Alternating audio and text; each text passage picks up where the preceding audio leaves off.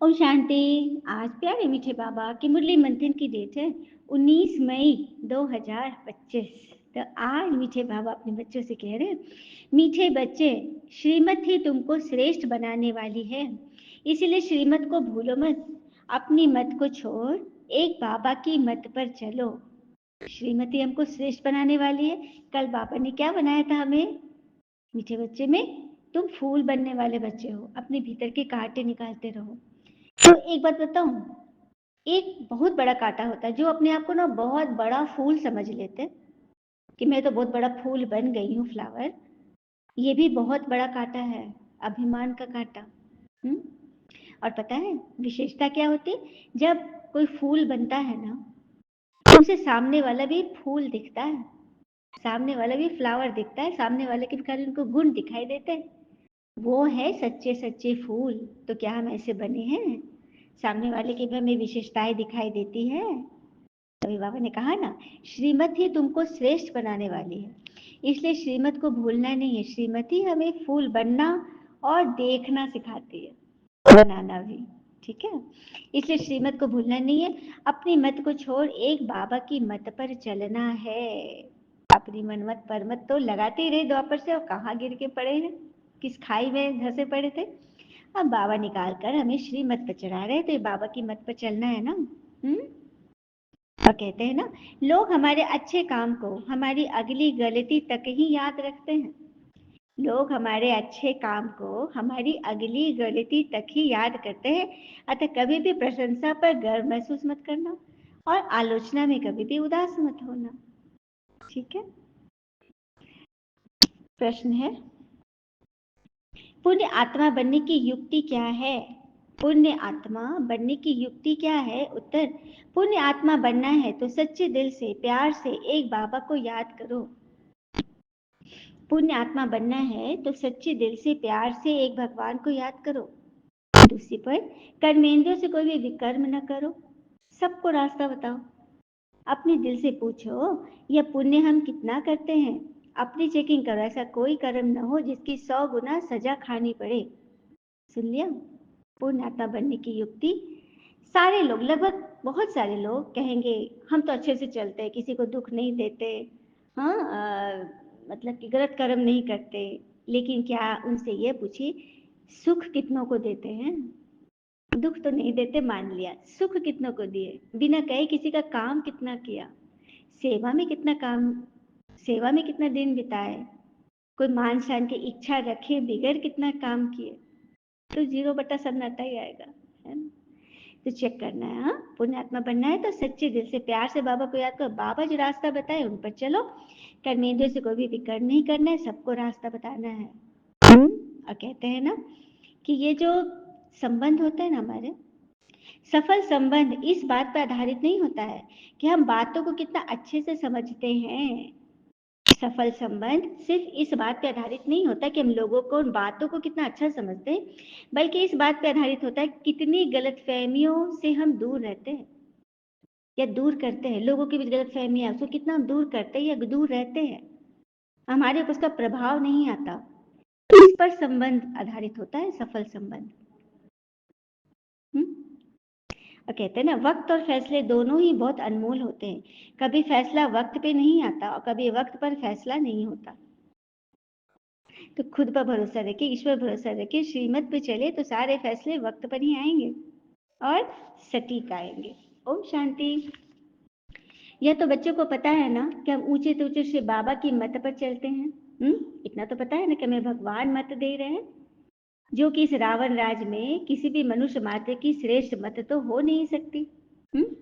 रावण राज में किसी की हो सकती है श्रेष्ठ मत? ये तो पता है ना। अभी हमको पता पड़ा है कि हम बच्चे ही विश्व के मालिक थे। यह ब्रह्मा को भी नहीं पता, लेखराज दादा को भी नहीं पता। जो विश्व के मालिक थे अभी एकदम पतित बन पड़े हैं। यह खेल बहुत अच्छी रीति बुद्धि से समझने का है। राइट रॉन्ग क्या है, इसमें ही तो बुद्धि की, यही तो बुद्धि की लड़ाई है। उसी में तो बुद्धि लड़ती रहती है, राइट रॉन्ग में फंस जाती है। एक शिव बाबा ही राइट मत देने वाले हैं, जो हमें श्रीमत द्वारा सचखंड का मालिक बनाते हैं। तो उनकी मत पर चलनी चाहिए ना। अपनी मत से तो धोखा ही खाते आए हैं। सही बात है, अपनी मत से तो धोखा ही खाते हैं, समझे ही नहीं कुछ भी, बस करते चले गए। कहते हैं ना कि जिन लोगों ने सेल्फ कॉन्फिडेंस बहुत कम होता है, जिन लोगों में सेल्फ कॉन्फिडेंस बहुत कम होता है, वो दूसरों में उतनी ही ज्यादा कमियां निकालते हैं, क्योंकि जो चीज उनके अंदर नहीं है ना, वो दूसरों से ढूंढते रहते, खोजते रहते, उनको गिराते रहते, है ना। तो अपनी मनमत परमत पे चलेंगे तो यही होगा, तो श्रीमत पे चलो। और कई बच्चे कहते जरूर है बाबा से, बाबा आप जो कहेंगे हम जरूर करेंगे, जरूर मानेंगे, परंतु कई है जो मानते ही नहीं। ऐसे बाबा को भी घड़ी घड़ी भूल जाते हैं, क्योंकि माया मत लेने ही नहीं देती, खींच लेती है। जबकि श्रीमत तो बहुत ही सहज है ना, मेरी मत तो मशहूर है, श्रीमद् भगवत गीता। बाबा कह रहे हैं बाबा की मत मशहूर है ना, श्रीमद् भगवत गीता को तो सभी जानते हैं, फॉरेनर्स लोग भी जानते हैं। बाबा तो सावधान करते रहते हैं, पर बच्चे श्रीमत पर नहीं चलते, जबकि बाबा तो रोज रोज ही समझाते हैं। तो अपने दिल से पूछना है कि कितना पाप किए हैं, यह तो जानते हो ना। सबके पापों का घड़ा भरा हुआ है, उसको खाली करने का समय आ गया है। तो इस समय सभी रॉन्ग रास्ते पर हो, तुम्हें अभी बाबा द्वारा राइट रास्ता मिला है, तुम्हारी बुद्धि में सारा ज्ञान है। भक्ति मार्ग में भी कहते हो ना, भगवान आकर भक्ति का फल देंगे, परंतु कब आते, कहाँ आते, किस रूप में आते, ये तो पता ही नहीं। जबकि भगवान तो आ गए हैं, आने वाले नहीं हो, तो आ पहुंचे हैं, आए हुए 89 वर्ष भी हो गए। आश्चर्य लग रहा है ना सुन के, प्रभु आ गए हैं। और गीता है आदि सनातन देवी देवता धर्म का शास्त्र। बाकी हर एक धर्म के लोग अपने अपने धर्म शास्त्र, कुरान, बाइबल आदि पढ़ते हैं, उसी पर चलते हैं, अपने धर्म में ही टिकते हैं। बाकी सब बाकी ये जो भारतवासी है ना, यही अपने धर्म को भूल गए, सनातन देवी देवता धर्म को, और देश के नाम पे अपने धर्म का नाम रख लिए हिंदू धर्म, है ना। बाकी सब तो अपने अपने, कोई क्रिश्चियन धर्म है, बौद्धि है, सिख है, कोई देश के नाम पे धर्म तो नहीं रखा, पंजाब धर्म और यूरोप धर्म तो नहीं रखा। लेकिन भारतवासियों ने रख लिया अपना नाम, सनातन धर्म को ही भूल गए, नाम ही बदली कर दिया। फिर बाबा कहते हैं, तुम जानते हो जब से रावण आया तुम और ही गिरते चले गए। पता है रावण सबसे बाद में आता है, पहले कौन आती है, माया आती है, छोटी छोटी कमजोरियां जो स्त्रीलिंग के रूप में है। वैसे भी देखिए, बुद्धि बल में तो स्त्री पुरुष, स्त्री ही आगे है, बहुत आगे है, बुद्धि बल में तो काफी आगे है पुरुषों से, लेकिन फिजिकल शारीरिक तौर पे तो कम है ना, कमजोर है ना। उसी तरह से माया स्त्रीलिंग रूप में जो छोटी छोटी कमजोरियां पहले आती है। रामायण में ही देखिए ना, रावण एकदम लास्ट में आया, शुरू में कौन आई थी, हाँ, ताड़का, सुरसा, कृष्ण जी में भी पूतना, और फिर ये शूर्पणखा, ये सब आई थी ना। पहले माया आती है छोटे छोटे रूप में, फिर बाद में मोटा रावण आता है, अहंकारी रावण, बड़ा रावण। और जब रावण आता है तो हम गिरते चले जाते हैं। कलयुग में आता है रावण, द्वापर में छोटी छोटी माया आती है, ठीक है। तो रावण के आने से हम गिरते गिरते और पापात्मा बन गए। यह है ही पापात्माओं की दुनिया, एक भी सुंदर नहीं है। बाबा भी अगर कोई सुंदर बना भी नहीं सकता है। हाँ, तुम यहाँ आए ही हो स्वर्गवासी सुंदर बनने, अभी नरकवासी श्याम बन पड़े हो, तभी तो श्याम सुंदर का गायन है ना, श्याम से सुंदर। द्वापर कलयुग में श्याम होते चले गए, कलयुग में तो और ही काले बन गए, फिर बाबा आके गोरा बना रहे। क्यों बन गए थे काले, क्योंकि कामनाओं की चिता पर सभी चर काले बन गए। कामनाओं की चिता, इतनी सारी कामना, हाँ, व्यक्ति की, वस्तु की, वैभव की, भोजन की, कितनी सारी चीजों की कामना करते करते काले बन गए, बीमारियां भी हो गई। नंबर 1 है काम विकार, काम महाशत्रु, कामना, जिससे ही पतित बनते हो। क्रोधी को पतित नहीं कहेंगे, जैसे सन्यासी आदि, सन्यासी आदि पवित्र रहते, भल बाल ब्रह्मचारी रहते, लेकिन क्रोध आदि तो छूटता ही नहीं, तो पतित नहीं कहेंगे, लेकिन हाँ विकारी तो है, क्योंकि क्रोध एक विकार। इसलिए बाबा आए इस अंतिम जन्म में सभी को पतित से पावन बनाने। जैसे रात के बाद दिन व दिन के बाद फिर रात होता है ना, उसी तरह से चक्र फिरता रहता है। फिर और पाप करते हो, बाबा और पाप की बात बताए, जैसे चोरी चकारी ठगी आदि भी बहुत करते हैं, जिन्हें गवर्नमेंट भी पकड़ती है, अगर कोई ईश्वर का बच्चा बनकर फिर चोरी करता, शिव बाबा जी से इतना वर्षा मिलता, उनके भंडारे से चोरी कर लेता, मैंने बिना पूछे चीजें उठा लेना, यह तो बड़ा पाप है ना। कोई कोई को चोरी की आदत होती है, जिसे जेल बर्ड कहते हैं। कोई कोई कैदी ऐसे होते हैं जो बाहर निकलेंगे सजा काट के अब कहते फिरते हैं, अरे चलो फिर से वही चोरी चकारी करे, अब चलो फिर घर में अंदर अंदर बड़ा मजा शांति रहती है। उनको अच्छा लगता है, चोरी चकारी करेंगे, जेल बर्ड बनेंगे, फिर वापस निकलेंगे, फिर अंदर घुस जाएंगे, बस जैसे कि आदत आना जाना लगा ही रहता है, तो उनको बच्चों को जेल बर्ड कहते हैं। तो यहाँ पर ऐसी बात है ना कि जिसको आदत पकड़ लेती है ना किसी चीज की, तो उनको वो लत लग जाती है। जबकि बाबा कह रहे हैं क्या, सुनिए, ऐसी आदत पालोगे तो 1 का 100 गुना दंड पड़ता है, तो तुम्हें ऐसी आदत नहीं पालनी है। शिव बाबा का भंडारा है ना, चाहे ज्ञानी हो चाहे अज्ञानी हो, बाबा का भंडारा है तो उनका भी सब कुछ बाबा का हो गया ना। ऐसी आदतें नहीं पालनी है जिससे 100 गुना दंड मिले, फिर जन्म बाय जन्म डर्टी घर में ही जन्म लेंगे, गंदे घर में, विकारी घर में जन्म लेंगे, तो कितना ही नुकसान होगा, अपना ही नुकसान किया ना। तो बाबा हिदायत दे रहे हैं, बाबा के तो करोड़ों बच्चे हैं, अब किसने कैसे क्या कर्म किए हैं बाबा उन सबको समझाने दे रहे हैं, समझ जाओ, संभल जाओ, है ना। बाबा एक बात कहते हैं तो वो दूसरी मान लेते, कई है कि बाबा की ज्ञान की कदर ही नहीं करते। बाबा जो इतना विनाशी ज्ञान रत्नों का खजाना देते हैं उसकी भी कदर नहीं रहती। हाँ, बाबा तो एक बात कहते हैं, मनमत पर चलते हैं, बाबा की बात ही नहीं सुनते, परवाह ही नहीं करते श्रीमत की। तो बाबा फिर क्या कहेंगे, तकदीर में नहीं है तो तकदीर क्या करे, स्वर्गीय सुख नहीं है तकदीर में तो भुगतो, सजा खाओ, धर्मराजपुरी में जाओ, बाबा क्या करेंगे। तो बराबर अंदर अंदर चलता रहता है।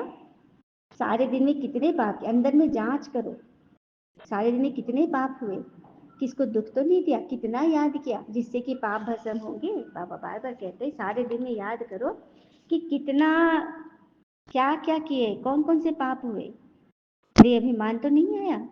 आइए अभिमान पे एक कहानी सुनती हूँ, बहुत सुंदर है, छोटी सी। एक मक्खी एक हाथी के ऊपर बैठ गई, हाथी को पता न चला मक्खी कब बैठी। मक्खी बहुत भिनभिनाई, आवाज की और कहा, भाई तुझे कोई तकलीफ तो नहीं हो रही है, वजन मालूम पड़े तो खबर कर देना, मैं झट हट जाऊंगी। लेकिन हाथी को तो कुछ सुना ही नहीं, वो तो अपने मस्ती में चल रहा था।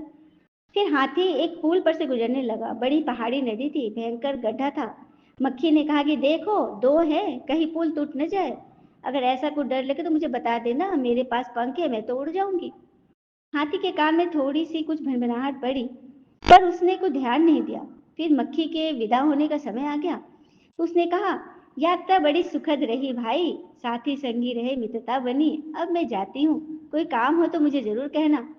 जोर जोर से कान पे बोली तो मक्खी की आवाज थोड़ी सी हाथी के कान में सुनाई पड़ी। उसने कहा, तू कौन है, क्या कह रही है, तू कब आई, कब मेरे सिर बैठी, कब तो उड़ी, इसका मुझे पता ही नहीं। लेकिन मक्खी तो तब तक जा चुकी थी। तो ये प्रसंग क्या हमसे नहीं मिलता है, तो हमारा होना भी ऐसा ही है मनुष्य आत्मा से। इस बड़ी सी पृथ्वी पर हमारे होने ना होने से किसी को कोई फर्क पड़ेगा। हाथी और मक्खी के अनुपात से तो ये कहीं ही छोटा हमारा और ब्रह्मांड का अनुपात है पृथ्वी से। हमारे शरीर से किसी की तुलना हो सकती है, हमारे ना रहने से क्या फर्क पड़ता है। लेकिन हम बड़ा शोरगुल मचाते हैं, वह शोरगुल किस लिए, वह मक्खी क्या चाहती थी, वह चाहती थी हाथी स्वीकार करे कि तू है, तेरा भी अस्तित्व है। वो पूछ चाहती थी, हमारा अहंकार अकेले तो नहीं जी सकता ना, कि कोई सामने तो होना चाहिए मानने के लिए, हम अकेले किसको अहंकार दिखाएंगे, दूसरे उसे माने तभी तो लगे कि हाँ हम भी कुछ है। इसीलिए हम सब उपाय करते रहते हैं कि किसी भांति दूसरे हमें माने, ध्यान दे, हमारी तरफ देखे, हमारी उपेक्षा ना हो। हम वस्त्र पहनते हैं तो दूसरों को दिखाने के लिए, स्नान करते सजते संवरते हैं ताकि दूसरे हमें सुंदर समझे, धन इकट्ठा करते, मकान बनाते तो दूसरे को दिखाने के लिए, दूसरे देखे स्वीकार करे कि तुम भी कुछ विशिष्ट हो, न कि साधारण हो। तुम मिट्टी से ही बने हो और फिर मिट्टी में ही मिल जाओगे। तुम अज्ञान के कारण खुद को खास दिखाना चाहते हो, वरना तो तुम बस एक मिट्टी के पुतले ही तो हो। अहंकार सदा इस तलाश में रहता है कि वे आंखें मिल जाए जो मेरी छाया को वजन दे दे। क्या बात है, अहंकार हमेशा इस बात में रहता है, ताक में रहता है, तलाश में कि वो आंखें मिल जाए, वो मुझे पसंद करने वाली आंखें मिल जाए, जिससे मेरी छाया, छाया का तो कोई वजन नहीं होता, लेकिन मेरी छाया को वजन दे दे। क्या बात है। याद रखना, आत्मा के निकलते ही ये मिट्टी का पुतला फिर मिट्टी बन जाएगा। इसलिए अपना झूठा अहंकार छोड़ दो और सबका सम्मान करो, क्योंकि हर जीवों में आत्मा है। जो प्राप्त है वही पर्याप्त है, और जिनका मन मस्त है उनके पास समस्त है। मन की सारी बात है, मन से ही सारा नाता है। ठीक है। अच्छा, मीठे बच्चों प्रति भगवान की नमस्ते, हम बच्चों की भी प्यारे बाबा को नमस्ते। धारणा के लिए मुख्य सार, पहली पॉइंट, बाबा जो अविनाशी ज्ञान रत्नों का खजाना देते हैं उनका कदर करना है। बेपरवाह बन पाप कर्म नहीं करने हैं। अगर निश्चय है भगवान हमको पढ़ाते हैं तो अपार खुशी में रहना है। निश्चय है ना। दूसरी पर, ईश्वर के घर में कभी चोरी आदि नहीं करनी है। ख्याल ही ना आए, ये आदत बहुत गंदी है। कहा जाता है कख का चोर सो लख का चोर। कौड़ी का चोर भी लाख का चोर के बराबर है। अपने अंदर से पूछना है, हम कितना पुण्यात्मा बने, कोई गलत कर्म तो नहीं करते हैं। बाबा आज कड़ी वाणी चलाए हैं। वरदान है, निर्बल दिल शिकस्त असमर्थ आत्मा को एक्स्ट्रा बल देने वाली रूहानी रहम दिल भव। निर्बल दिल शिकस्त असमर्थ आत्मा को एक्स्ट्रा बल देने वाले रूहानी रहम दिल भव। जैसे कोई निर्बल आत्मा है, दिल शिकस्त है, असमर्थ है, तो आप उसको एक्स्ट्रा बल दो, लेकिन उससे जुड़े मत रहो। मतलब वो फिर कुछ करे ही नहीं, वो सिर्फ आप पर आश्रित हो जाए। ऐसा रहमदिल भी नहीं बनना है, नहीं तो आप उसके कर्म भोग में जुड़ जाओगे। इसलिए बाबा क्या कहते हैं, जो रूहानी रहमदिल बच्चे हैं वह महादानी बन बिल्कुल होपलेस केस में भी होप पैदा करते हैं। तो होपलेस केस में आपको ईश्वरीय होप पैदा करना है, ईश्वरीय ज्ञान भरना है, निर्बल को बलवान बनाना है। दान सदा गरीब को, बेसहारे को दिया जाता है। तो जो निर्बल दिल से कस असमर्थ प्रजा क्वालिटी के आत्माएं हैं, उनको, उनके लिए रहमदिल महादानी बनो, ईश्वर का ज्ञान दान करो, क्योंकि आप सब भाई भाई हो, हम शरीफ हो, है ना। पुरुषार्थी हो, सहयोग दो, दान मत दो, सहयोग दो। क्योंकि बार बार दान करने से वो एकदम भिखारीपना ही उसका छूटेगा ही नहीं। उसको सहयोग दो, ईश्वर से मिला दो, यह करना है। स्लोगन, सदा एक बाबा के संग के रंग में रहो तो किसी और के संग का रंग चढ़ेगा ही नहीं। अच्छा, ओम शांति। शुक्रिया मीठे बाबा। वो बाबा के प्यारे प्यारे बच्चे, आप सबका जीवन सदैव सुख शांति समृद्धि सफलता संतुष्टि सदा भरपूर रहे और भरपूर करे। ओम शांति। शुक्रिया बाबा, शुक्रिया।